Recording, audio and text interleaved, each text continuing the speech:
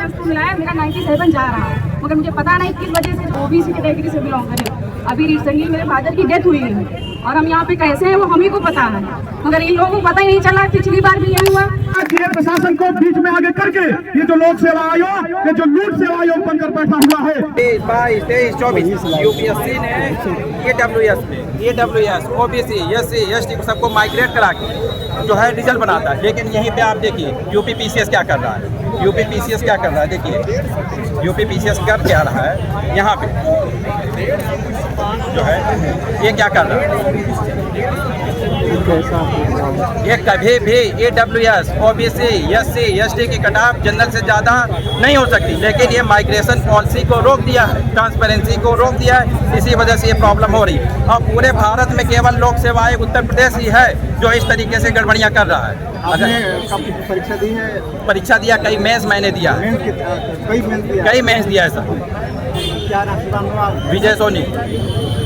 क्या परिणाम रहा, रिजल्ट क्या है आपका? प्री में कुछ आपके साथ प्री मैं जो है समीक्षा अधिकारी 2023 का एग्जाम जो हुआ, एग्जाम हुआ था, मेरे 138 क्वेश्चन सही है, 131 130 सेलेक्ट।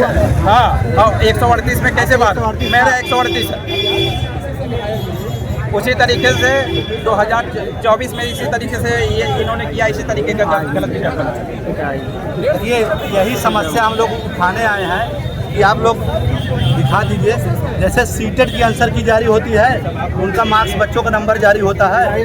हाँ, SSC का क्या कहते हैं नंबर जारी होता है, तो PCS क्यों नहीं जारी कर रहा है? ये मतलब लीग सेवा आयोग बना रहेगा क्या? हमारा सवाल है, ये लीग सेवा आयोग बना रहेगा क्या कि बार बार पेपर लीक कराता रहेगा? मतलब बदतमीजी की हद होती है। आप लगातार ऊट पटांग प्रोसीजर को फॉलो करते हैं। आप मतलब एग्जाम्पल तो देंगे कि भारत की सबसे बड़ी परीक्षा यूपीएससी तो प्रश्न नहीं गलत करता, अगर गलत करता है तो क्राइटेरिया डिसाइड किया हो उतने नंबर से घटा के बच्चों का कॉपी चेक करता है। आप रिवाइज आंसर की नहीं देते हो, कब तक चलेगा? हमारी मुख्य मांग आंसर की जारी करो, बच्चों की मार्कशीट जारी करो, अन्यथा ये आंदोलन सड़क से लेकर संसद तक हम लोग घेराव करेंगे। डरने वाले नहीं हैं।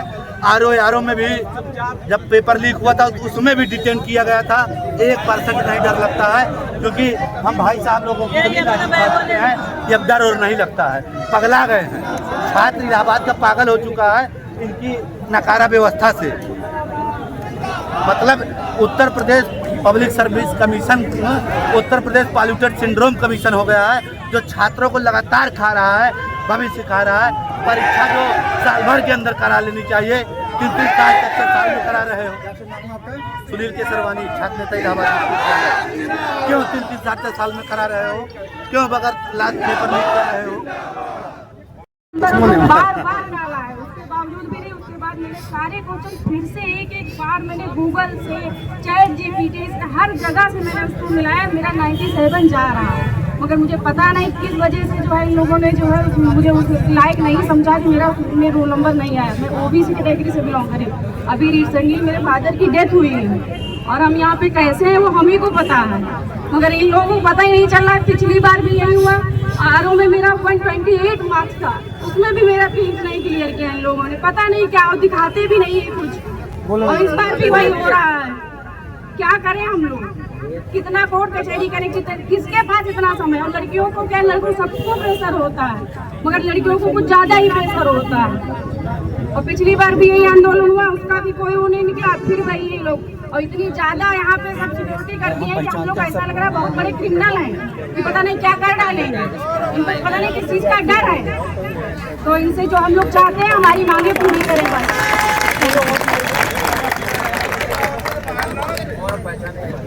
देखिए, ये एक स्टूडेंट है और इनका दर्द सिर्फ स्टूडेंट नहीं समझ सकता है, क्योंकि जो स्टूडेंट रात भर मेहनत करता है और इतना नंबर लाता है, इतना क्वेश्चन लाता है, इतना आवाज जानी चाहिए। छात्र एकता जिंदाबाद, हमारी लड़ाई जिंदाबाद। आज ये जो छात्र रोजगार के लिए यहाँ पर बैठे हैं, जो यहाँ पे आप देखा गया कि लगातार चाहे आरक्षण की बात हो, चाहे आंसर की जारी करने की बात हो, यहाँ पे जो भी बात जो यहाँ पे देखिए आंसर की जारी करने की बात आई, पारदर्शिता की बात आती है, तो हमारे छात्र नौजवान के साथ हमेशा और हमेशा ढुलमुल रवैया अपना के हम लोगों के साथ ये सरकार और प्रशासन के लोग धोखा देने का काम करते हैं।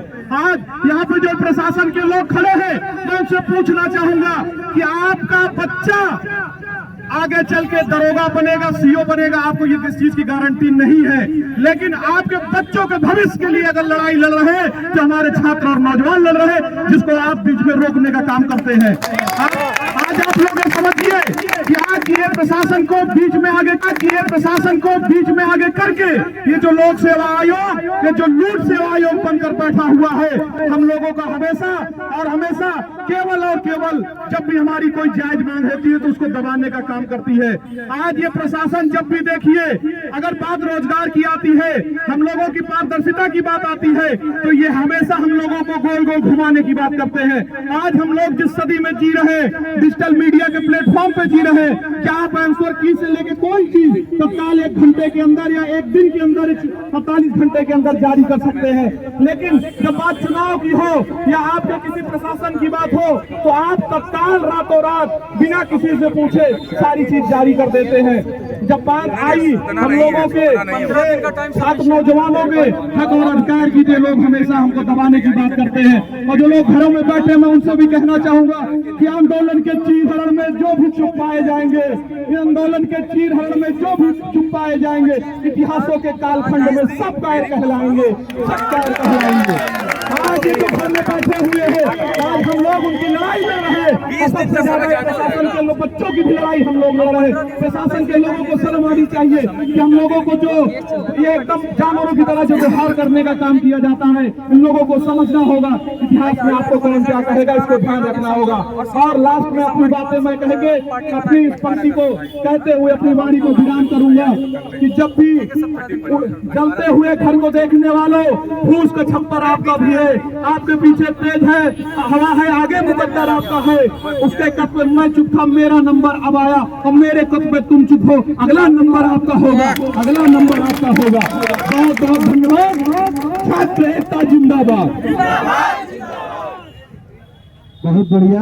छात्रों में चेतना जगाने का काम हमारे बड़े भाई संदीप विश्वकर्मा जी किए, आप आए इस आंदोलन का समर्थन किए, बहुत बहुत धन्यवाद।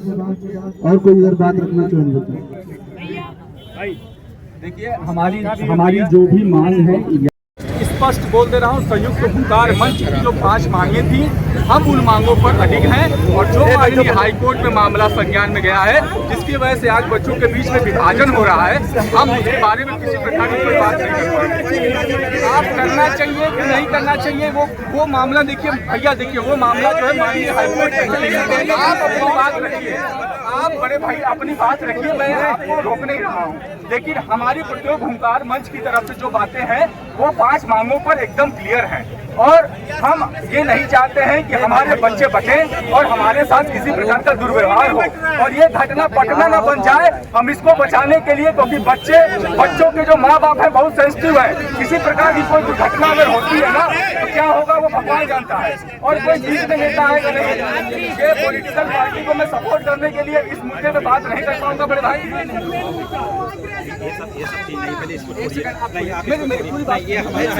मेरी बात सुनिए। मैं इस मुद्दे जो हमारे साथ प्रतियोगी हुंकार मंच के साथ खड़ा है, वो वहाँ पे पीछे जाके बैठे।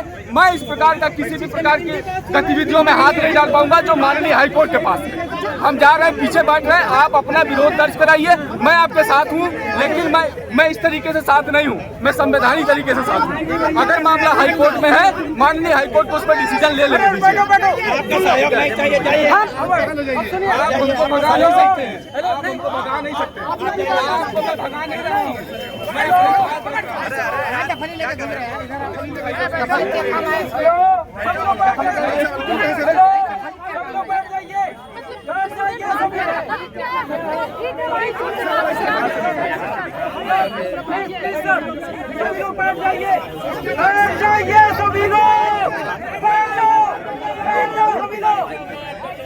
रिक्वेस्ट है, बैठ जाइए। क्यों खड़े हो गए? आपको बैठिए ना, आपको रिक्वेस्ट है, आप बैठ जाइए। बैठो। देखेंगे तो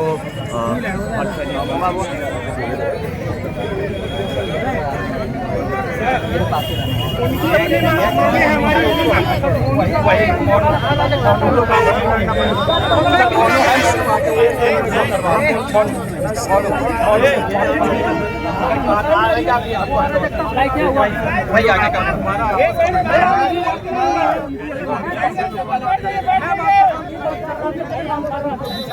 हाँ सर हम लोग हैं। हम लोग अपनी बात हाँ बस बस हम लोग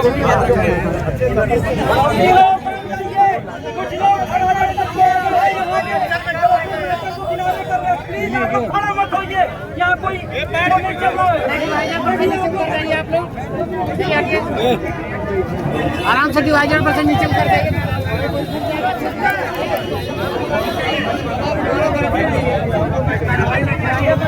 पीछे हो जाओ, आगे जगह पीछे हो। एक मिनट पहले बैठ जाओ।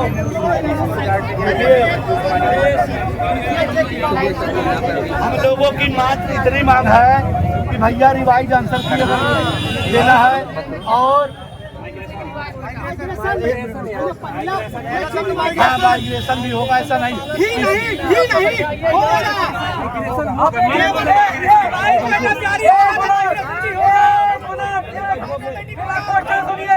ये बताइए कितने स्टूडेंट हैं EWS OBC और SC ST के हाथ में होता है? ठीक है।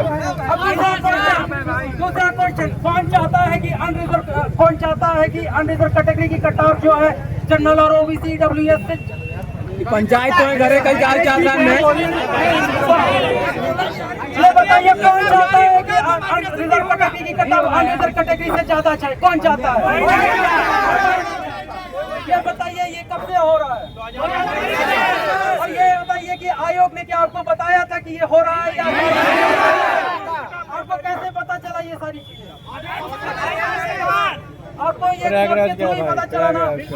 तो कैसे कोई बंदा कह सकता है कि मामला कोर्ट में चल रहा है जब आयोग ही नहीं बता रहा है, शासन स्तर पे नहीं बताया जा रहा है, जब हमें मैटर कोर्ट के थ्रू पता चल रहा है तो कैसे कोई कह सकता है? और सुनिए, जहाँ तक की बात है कटाव और आंसर की तो मैं सीधा खुला बोल रहा हूँ। आशुतोष पांडे ने 2024 में सभी प्लेटफॉर्म को लेके केस किया था 2024 का, उसका कुछ नहीं हुआ, कुछ नहीं हुआ। उसका कोई किसी को कुछ नहीं पता, ना पेपर में आने कुछ पता चला। हम स्टूडेंट हैं, हम लोग पैसे खाने वाले नहीं है। हमने किसी से 1 रुपया नहीं मांगा, किसी से कुछ नहीं मांगा। जब गलत हो रहा है हम लोग एग्जाम देते हैं। आप हमारी कटाव देख सकते हैं, आप हमारा